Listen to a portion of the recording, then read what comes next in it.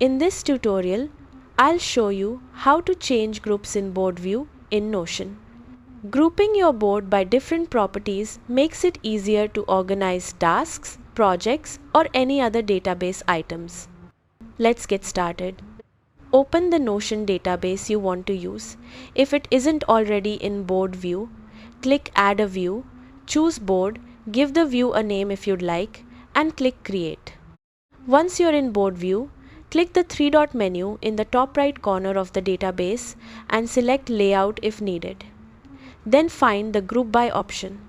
Click Group By and choose the property you want to organize your board with.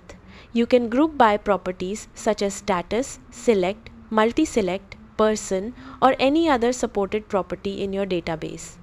As soon as you select a property, Notion automatically rearranges your items into columns based on the values in that property. If you want to use a different organization later, simply return to the Group By menu and choose another property.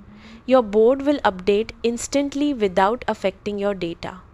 That's how to change groups in board view in Notion. Thanks for watching.